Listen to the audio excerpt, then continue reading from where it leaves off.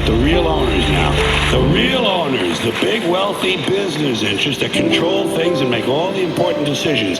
Forget the politicians. The politicians are put there to give you the idea that you have freedom of choice. You don't. You have no choice.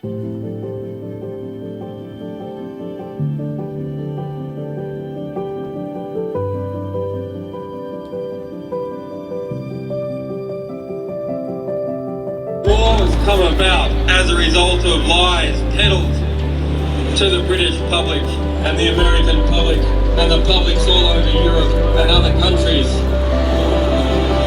then who are the war criminals? It is not just leaders, it is not just soldiers, it is journalists. Journalists are war criminals.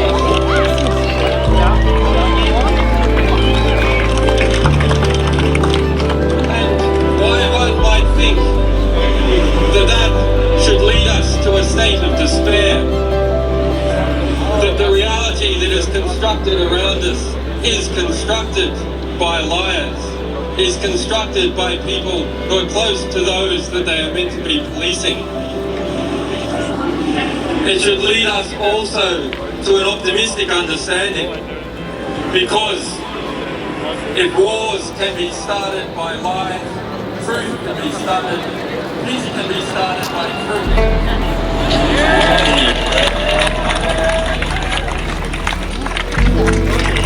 So that is our task, and it is your task. Go and get the truth.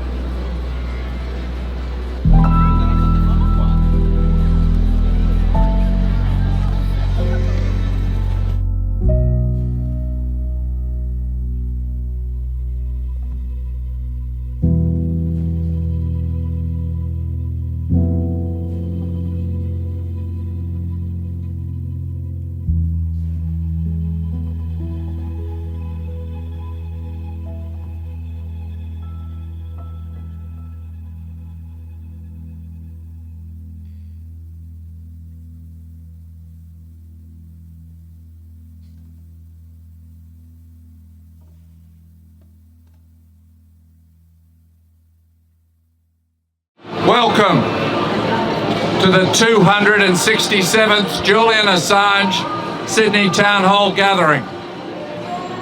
The parasite class is happy for us to outsource our thinking to its puppets. These puppets, knowingly or unknowingly, further the aims of the parasite class by getting people to think within the parameters of the propaganda narratives. If we want to live for ourselves and those we love, it is important for us to think critically and for ourselves.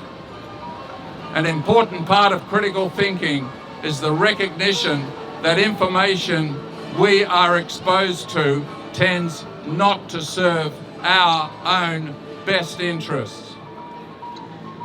Those with substantially more power than we possess need to maintain a power differential by keeping what we think under control.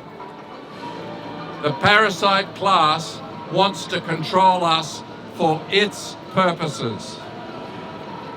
It therefore doesn't want us evaluating evidence and figuring out the truth.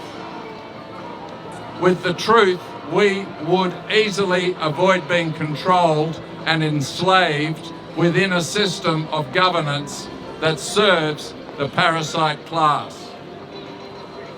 When the parasite class wants you to believe something, you will notice many sources of information pushing a certain line of thinking.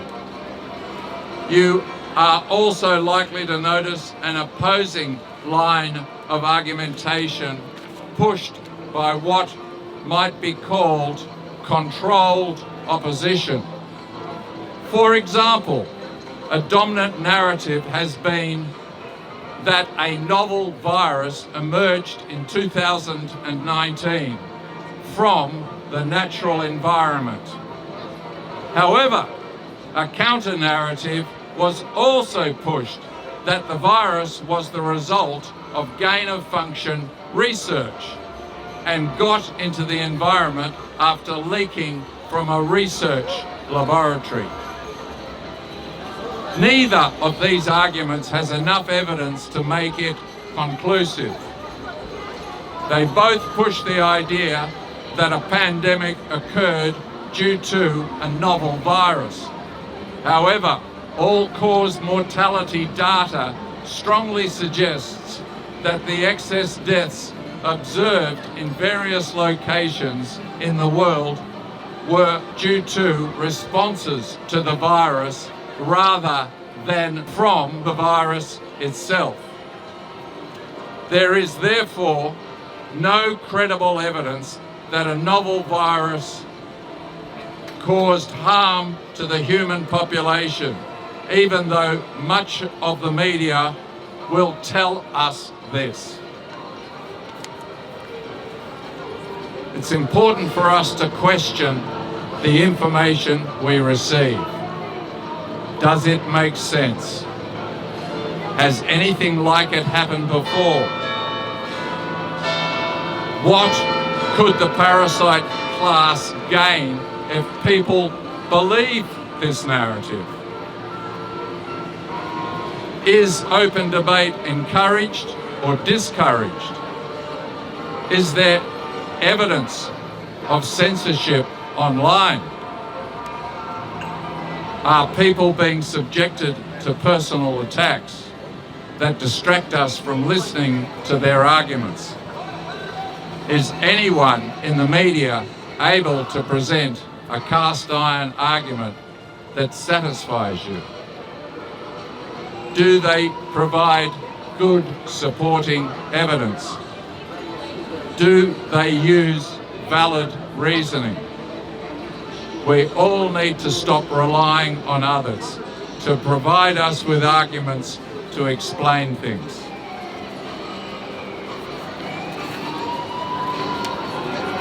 If you believe you can draw together good evidence and provide valid reasoning for a particular explanation of events, it is important for everyone that you present your information in a coherent form and be prepared for open debate.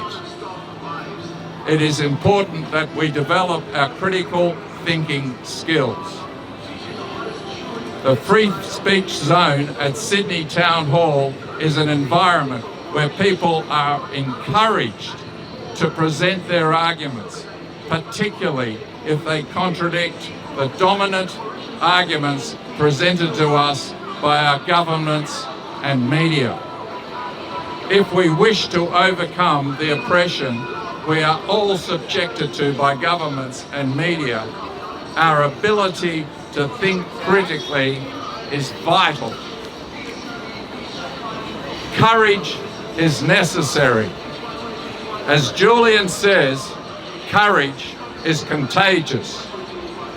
The Assange movement continues. Free, free, free the truth. Free, free, free the truth. Free, free, free the truth. Thank you. We've built a platform that gives a voice to communities that otherwise go unheard. This year, we want to do even more.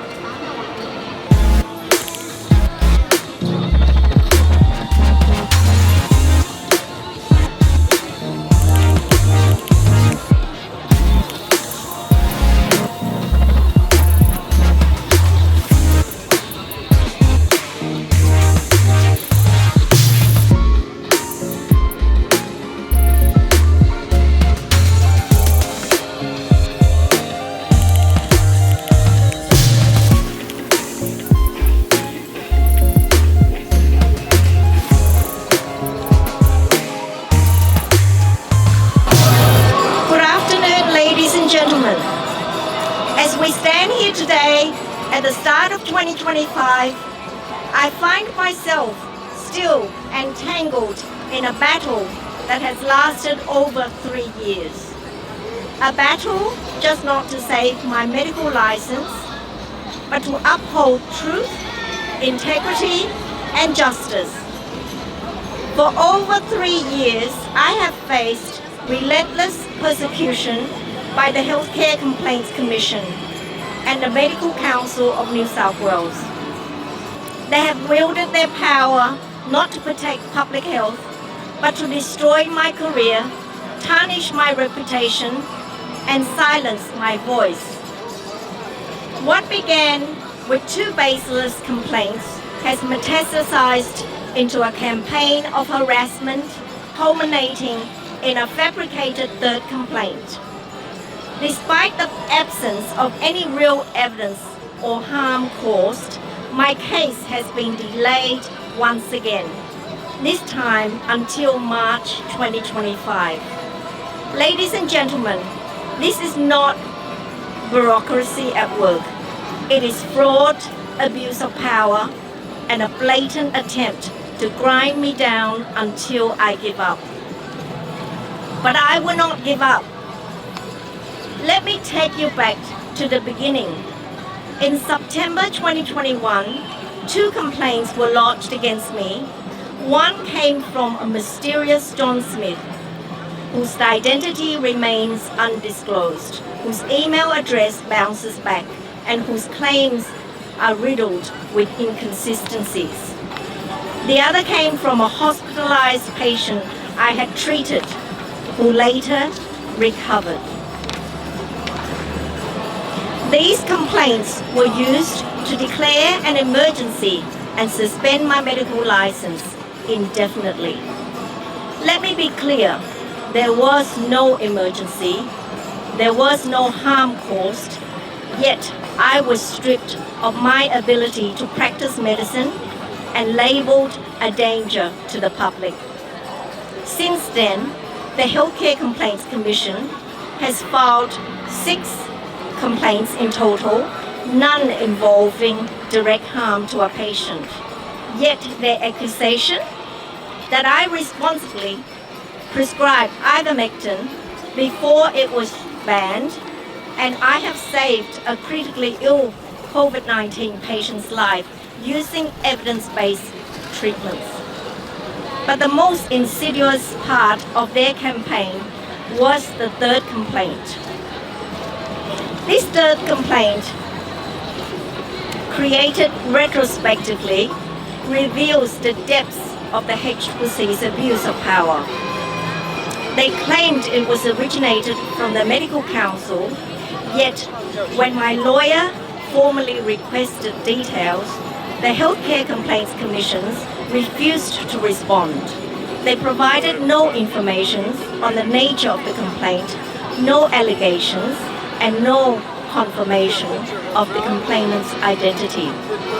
Instead, they invoked Section 34A of the Healthcare Complaints Act, a provision meant to address genuine emergencies, to demand my patients' medical files.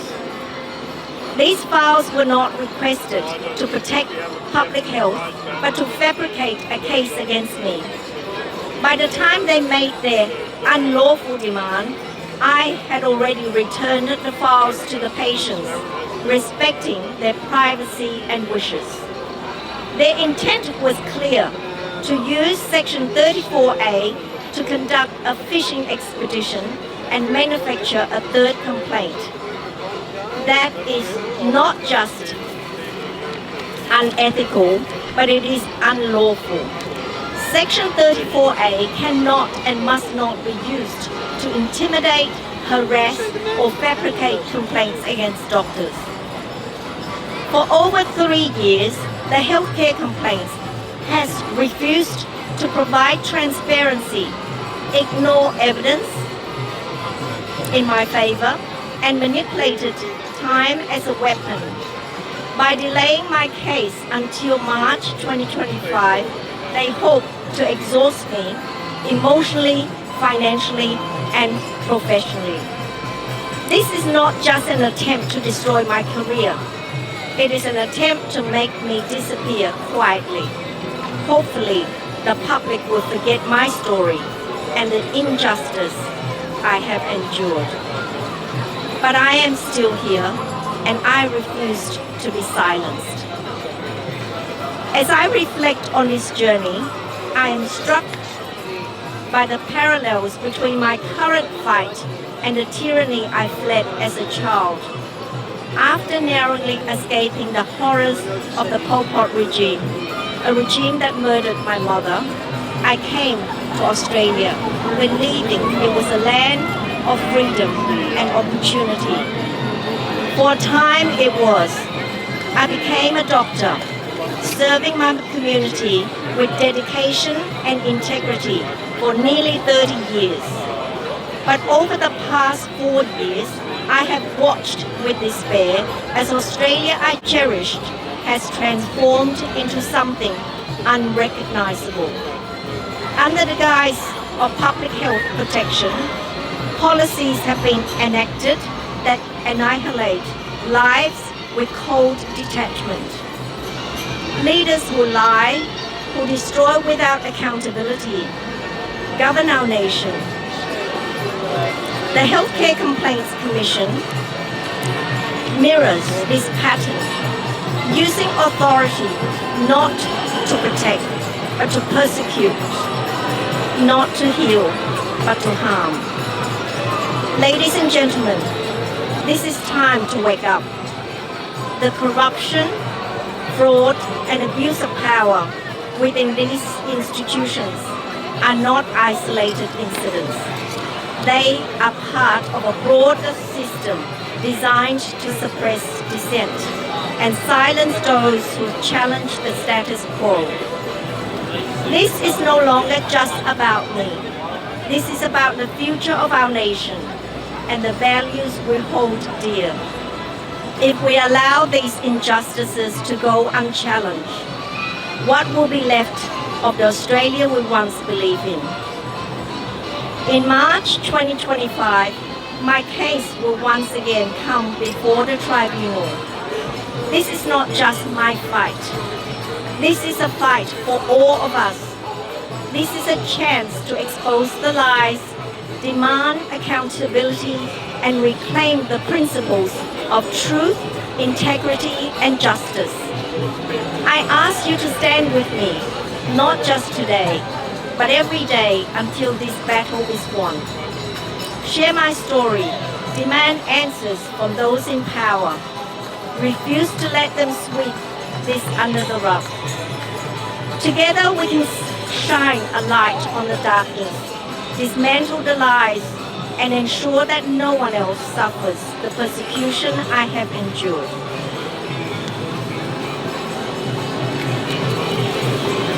As we step into the new year, let us recommit ourselves to the fight for truth and justice.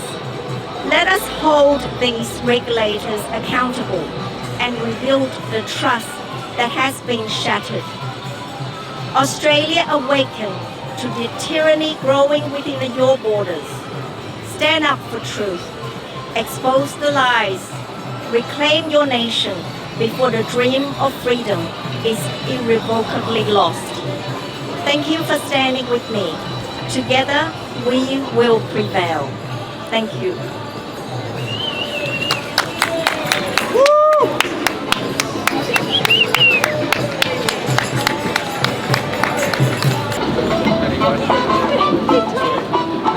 Hi there. So some little time back, or it wasn't a little time back, it was 2020, people were painting David McBride in the same light as they were Julian Assange. Yes, David was a whistleblower, Julian was a publisher, but essentially they promoted the same thing. So more recently we've had Dan Duggan, who the USA is trying to extradite to the US from Australia using the same overreach of the Espionage Act as was used against Julian. And you know, you go further to that, you go to Richard Boyle. Okay, so Richard Boyle is someone who is a whistleblower, only he is an ATO whistleblower, just as important. So you look at all these important people, they're all important. It wasn't just Julian.